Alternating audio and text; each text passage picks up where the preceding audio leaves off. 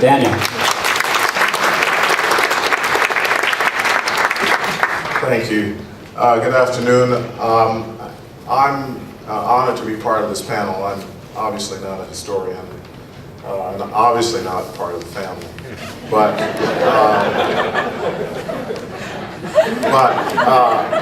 I do have a connection with one of Gershwin's, probably, I think Gershwin's most important piece. Rhapsody in Blue is certainly something that changed musical history, especially classical music. But Porgy and Bess is something that I think is probably America's best example of the fusion of different kinds of music. I actually grew up in Somerville, South Carolina, which is a little town about 20 miles from Charleston, where Porgy and Bess takes place. And I actually sang I Got Plenty of Nothing and Best Use My Woman Now as a high school senior as part of our scholarship showcase. So my relationship with Gershwin began really early. And I've been part of probably 6 productions that are fairly important. Right out of grad school, I was part of the Houston production, which was a very famous production that included Donnie Ray Albert and Clyde Dale.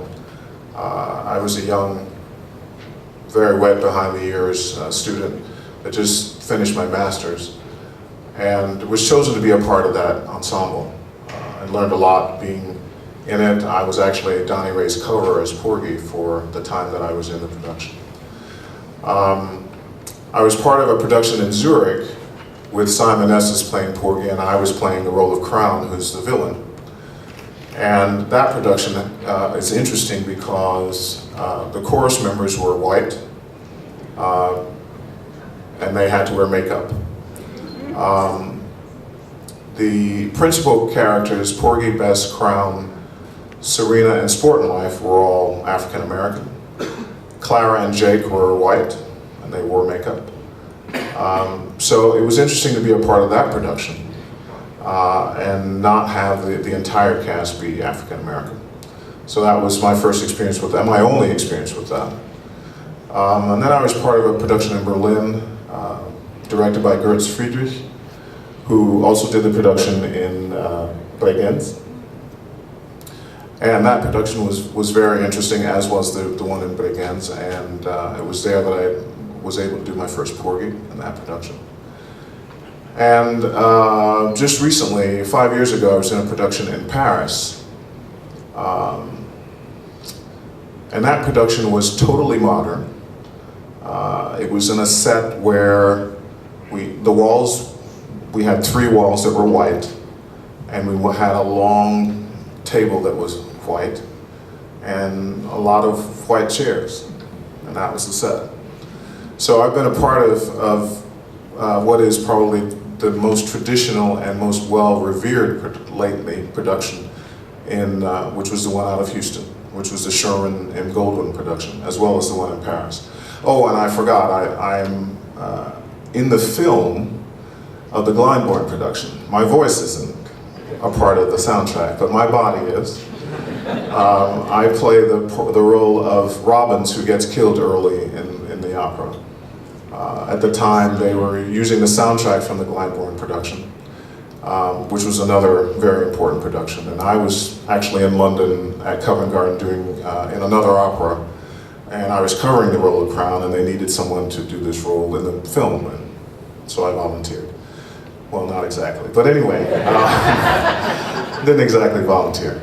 But, so I've had a long association with Porgy and Bess, and the thing that I think I've learned more than anything about Gershwin and about this piece is, and I think something that's overlooked often,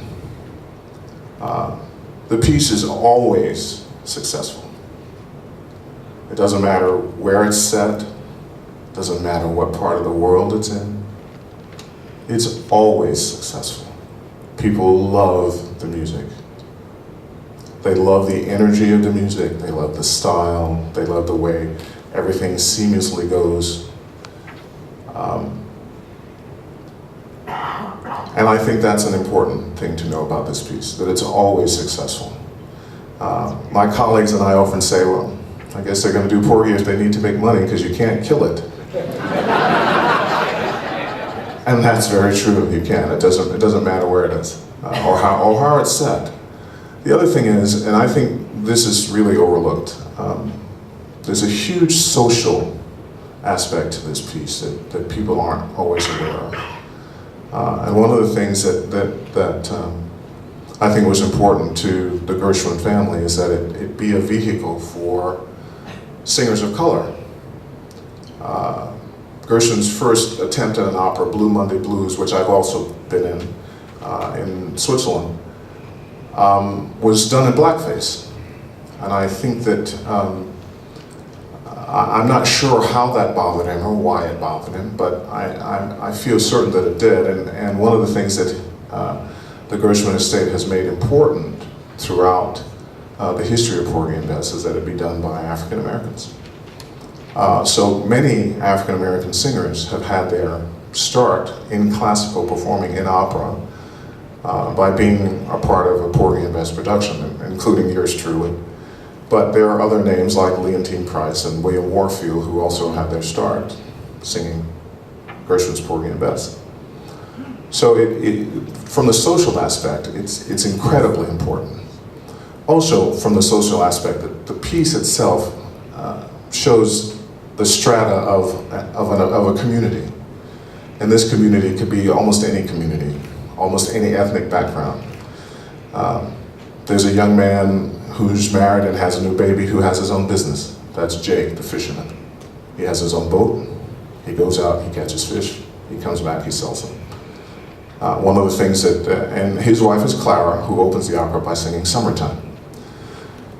And he talks about what he wants for his son and how he wants his son to grow and how he's going to get a college education. There's a woman whose husband gets killed early in the opera, Serena, who sings My Man's Gone Now. She's a very church-going, very fervent believer in God, who has a husband and children, and is part of a family. I think that one of the things that happens in this piece is that people grab onto the obvious fun things like the bad guy who kills people and the person who sells drugs, and we actually miss the importance of the social aspect of this piece. So I think that that's one of the things that I've learned more than anything else. The value of the social aspect of the piece, let alone the wonderful, incredible musician that Gershwin was, that George Gershwin was, and that Ira was in terms of setting the lyrics. It's an amazing piece, and I'm sure everyone in the room has heard all of it or part of it, and it makes it a huge statement about our culture, and by our culture I mean American culture. I don't mean black culture, I don't mean white culture, I mean our American culture. And that's the thing that's important about this piece, and I think that's the thing that's important about Gershwin, is that it speaks to what America is. It speaks to who we are. There's a lot of debate about whether it's an opera. I personally feel that it is an opera. It's really hard to sing.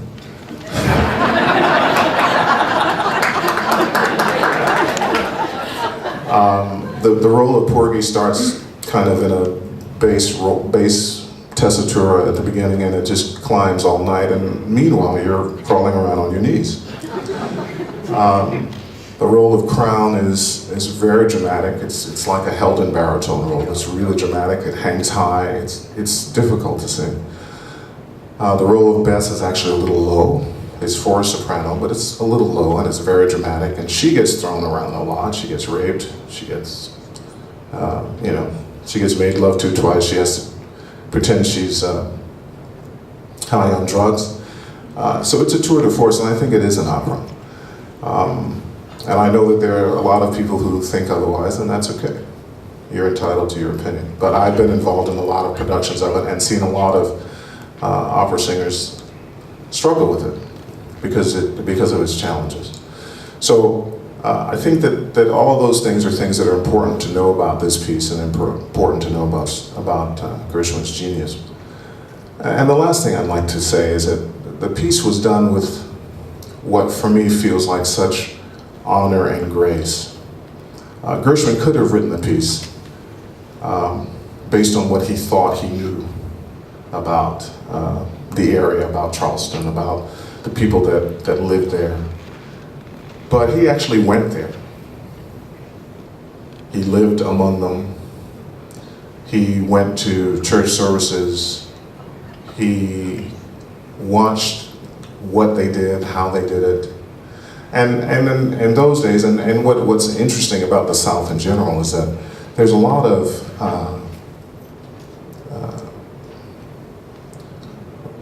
cohabitation, and I don't mean that in terms of everyone living in the same house, but often black people and white people live 2 blocks from each other, which enables everybody to get to know each other a little better. And because of that, George Gershwin was able to really live among the black people in Charleston, South Carolina, and get a real feel for the humanness, as well as the humanness of those people. Charleston, if anyone has ever been to Charleston, you know that no matter what time of year it is, it's humid. And it's languid, and there's a languidness about Gershwin's music that I think he could not have written had he not been there. So there's the honor with which he has written this piece always impresses me, and it's certainly a tour de force and an example of the fusion of all American styles. So I think those are important things that I've learned, and I think most people have learned. So thank you.